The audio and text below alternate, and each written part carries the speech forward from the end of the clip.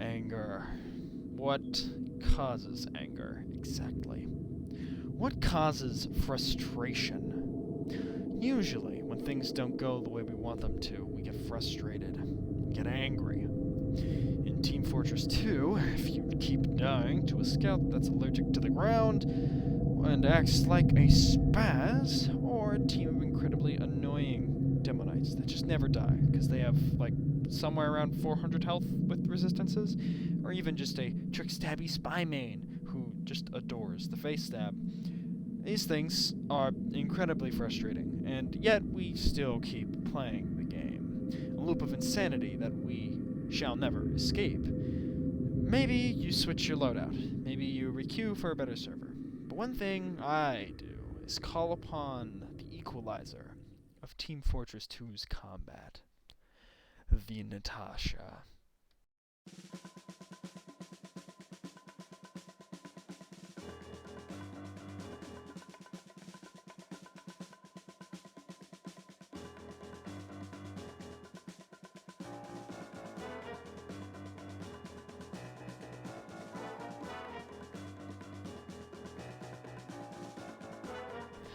The Natasha! Ah, the Natasha!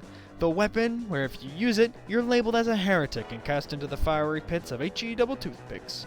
But why exactly is this the case? Some believe that the Natasha is even overpowered, which is far from the truth. The Natasha, in my opinion, is quite a balanced side grade, and is a good example of a weapon having a supportive utility with a great trade-off. As listed on the stats for the Natasha, on hit, the Natasha has a 100% chance to slow the target, a minus 20% damage resistance when below 50 health and spun up, a minus 25 damage penalty, and a 30% slower spin-up time. One of these stats, however, is not accurate. That would be the resistance. It actually kicks in if a weapon deals enough damage to set the heavy to half health, i.e. a headshot or a Hyper 2 from the demo stock grenade launcher. Kaboom! But the big draw of the Natasha, for most, is the slowing effect. I personally enjoy the design of the Natasha, and especially the sound. Just listen to that rev and the firing of this wonderful weapon.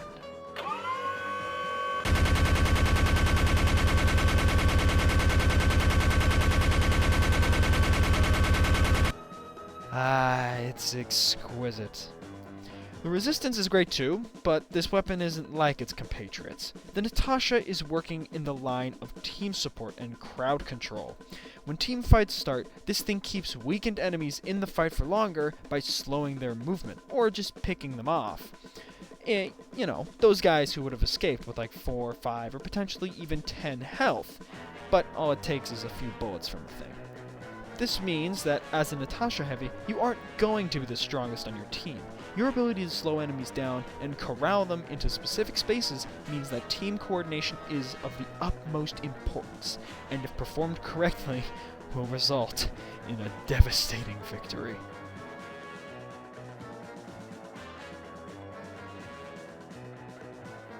That ain't all, though. This thing loves to equal out the odds. Like I said before, the slowing mechanic keeps the enemy team in check when they try their incredibly annoying and agitating antics. A scout main ruining your fun JPEG style? Send them to the class select screen by strapping iron bars to their feet and tossing them into the Atlantic Ocean and watching them drown. A bit excessive, I know, but when push comes to shove, the Natasha shoves back. Really, really hard. If they're ruining your fun, you can just do it back to them. Seriously, when the comp metal players jumped into Zesty and R's server, why didn't they just use the no fun gun on them? If you thought the direct hit was a good scout repellent, then Natasha actually forces the scout to pick a better class. Wow, how crazy! No offense to scouts though. Seriously, yeah. Scout is absolutely destroyed by the thing, but that's not all it counters. There's a few more things that it deals with pretty darn well.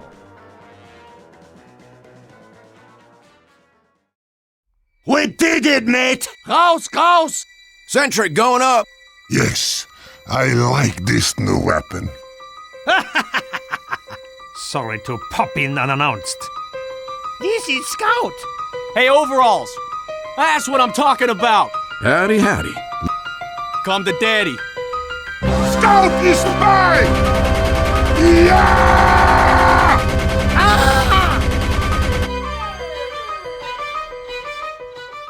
Now, look, I like playing Scout. I like Oh, playing hey! Spy too. Pardon me.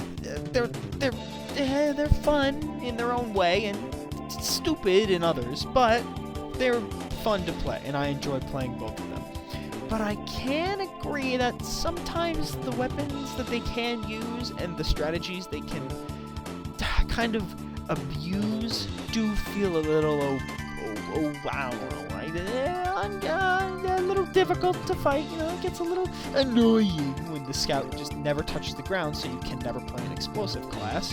And when the Spy just, you know, gets one backstab and then becomes immoral, you know, that kind of stuff. But, yeah, no, Scout just spazzing out on the battlefield, being incredibly hard to hit, and Spy literally becoming immortal, like I just said, after one backstab, with the kunai and the deadringer.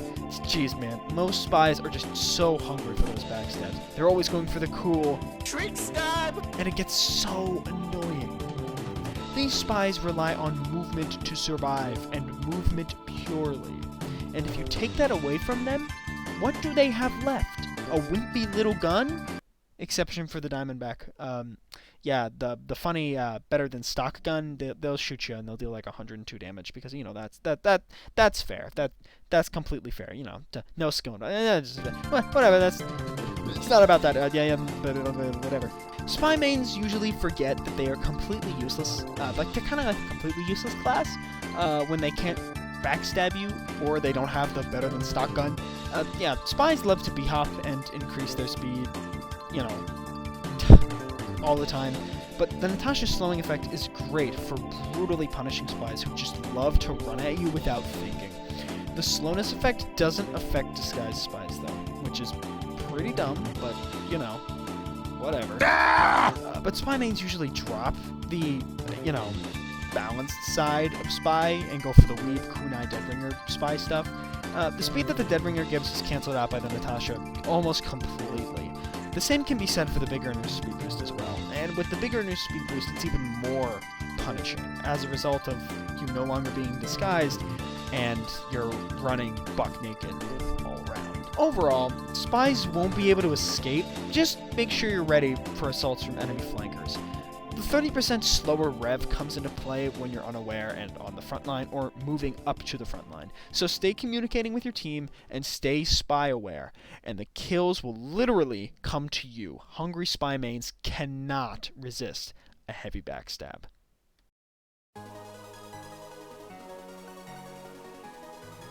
The Natasha, however, isn't just used to give players dopamine-related cancers. When working with your team, you can further punish enemy gamers just for queuing into the same match as you. By teaming up with another heavy, you can corral the enemies into small groups and churn through their health at an alarming rate. Tracking in TF2 is pretty difficult, at least when you're a new player. But the better you get, the more reliable your tracking is going to become. However, even then, movement in TF2 is just so wacky that sometimes your tracking's never going to be good enough just to hit that one guy. But the slowing effect from the Natasha really, really helps. And if your teammates are around and there's just a player crawling and attempting to escape the loving embrace of death, they're just gonna, you know, blow up that enemy gamer for you. It's a great, great way to work with your team.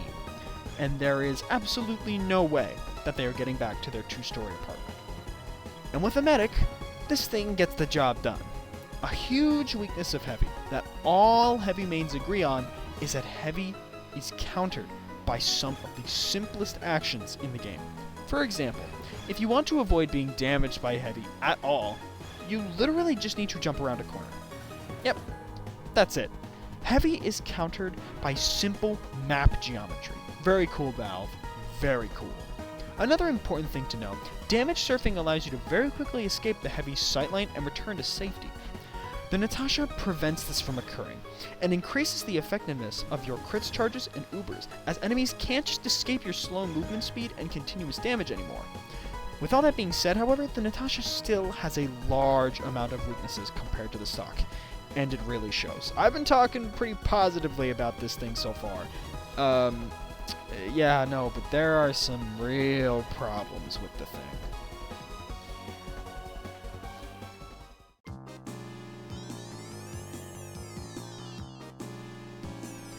If y'all thought the Liberty Launcher's damage penalty was bad, let me remind you of the Natasha. Minus 25% damage is a large number, especially for a gun that can deal upwards of 54 damage with a single pellet. The Natasha's damage at point-blank range stays pretty chill at upwards of 40 damage, you know, not to mention the slowing effect, which helps a lot when in combat. But, once you leave that close range, you're kind of boned. At mid-range, the highest damage you can deal with one pellet is 20 damage, and the lowest possible damage at mid-range is 5. Oh no! Then at long range, which is a range no class should be fighting at in a game completely based around close-range encounters along with mid-range encounters, sniper, you can deal measly, pitifully baby small amounts of damage. 8 on a single pellet at most, and at the least 4 in a single pellet. However, this is all from a single pellet, not a whole swing of the miniguns, muzzle. Minigun fires a flurry of bullets, even when just tap firing, so you'll deal considerable damage at close range. But at longer ranges and at the edge of mid-range, you become a light breeze to the enemy. And so does your slow. Yeah, unfortunately the slowing effect is affected by range and damage, meaning that you can't slow a scout to essentially unbound movement key levels just by hitting a 4 damage shot from all the way across the map. However, I don't really think that's bad. I think that's great. That's actually a really good part of the balance. This is just for the bit, by the way. Anyways, that's not all, folks. Don't forget how egregiously slow this dang thing is. When I use this stinking thing, I feel like I'm literally drowning other people in quicksand while I'm riding on a snail that is also drowning in some glue. If you're a stock purist, or even a Tomislav enthusiast, or even a Brass Beast brawler, we can all agree that the Natasha is the slowest weapon in Heavy's arsenal. But wait, what about the Brass Beast, and how slow it makes Heavy when revved up? It's okay. The Brass Beast may be slow in movement, but it makes up for how ungodly strong the weapon is. If you were to give the Brass Beast a single buff, just one little change, it would literally run a mile and kill half the population of New Mexico. This thing kills so fast that even if you're already revved against a Brass Beast Heavy, when using, the stock minigun or the Tomislav, there is still a 75% chance that this band's gonna wipe you off the face of the earth. And the Natasha is hard countered by the Brass Beast. Extra damage and the same resistance makes for immediate death on sight when fighting a Brass Beast Heavy with the Natasha. So scout mains, listen closely. When there is a Natasha Heavy absolutely rocking your entire baby carriage, and smashing you into the ground, just switch to Heavy with one gun. You can still keep your shotgun, but just, that primary weapon slot, keep that little Brass Beast boy chilling right there. You'll thank me later. You will. You'll thank me later. Don't worry about it. Trust me.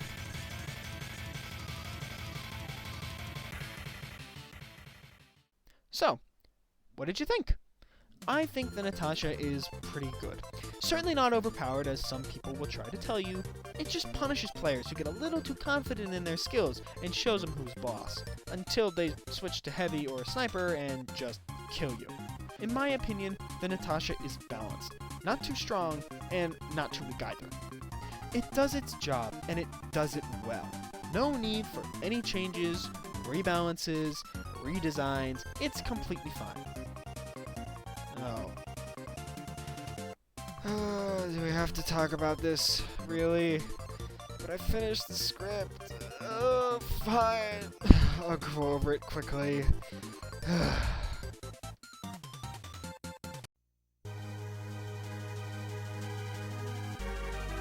So, this small YouTuber called Fishstick on a Stick decided to make a TF2 community server where he and a group of developers change weapons to make them more what he sees as balanced.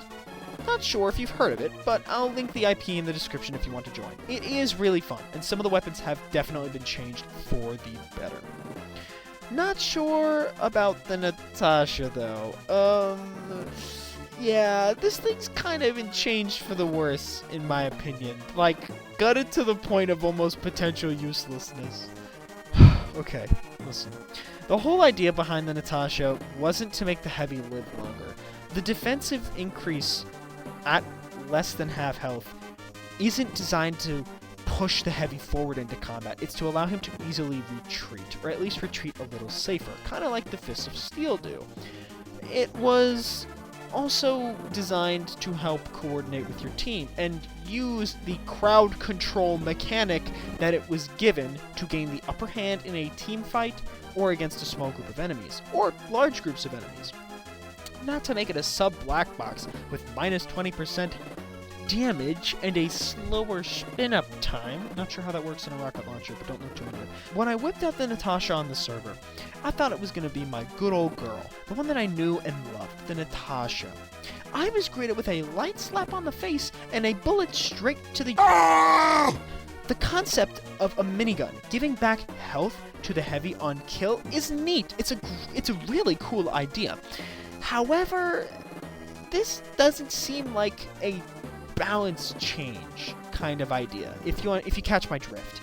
This feels like an entirely new weapon with completely different stats and a completely different look to make it more appealing. Not just a change to the Natasha, which was a weapon that was completely fine in the first place, at least in my opinion. And that's an important part to remember throughout this entire video, is that this is all my opinion. However, here is the opinion of a self-proclaimed heavy main, the Fragmaster himself. And here are the words of the Fragmaster himself. The Natasha has the large upside of slowing targets down as you hit them, which often overshadows its downsides of both less damage and the slower rev. Often characterized as the I really don't like this one guy in particular, so how about you go down in a hole minigun, its use is often followed by the high blood pressure and general seething hatred of the enemy team, especially by classes which rely on movement such as, but not limited to, scouts, roamers, and demonites. It's consistent, however, it does generally do less damage than stock and Tommy. Slower rev means jump revving is generally a bad idea, so pre-revving around corners is recommended. Remember that Heavy does less damage for the first second he is shooting his minigun, so for that period you will be doing even less damage than before. It is worth mentioning that the slowing effect does help this pre-revving be effective, as your target will have a harder time taking cover. Overall, it is a very powerful utility. Slowing down the enemy can make it much easier for you and your team to follow up, and generally ruins whatever your target was going for. Though, I find it's better to just kill them quicker with the stock or Tommy, as often it's more annoying than effective against the enemy, especially once they begin to expect it, and of course, you will lose every heavy 1v1 you get in. That's fact. That is complete fact. Trust that man. However, I must admit, my experience with the Natasha is limited, and my view on the complexities and nuances of the weapon may be as such limited. I don't think it's overpowered.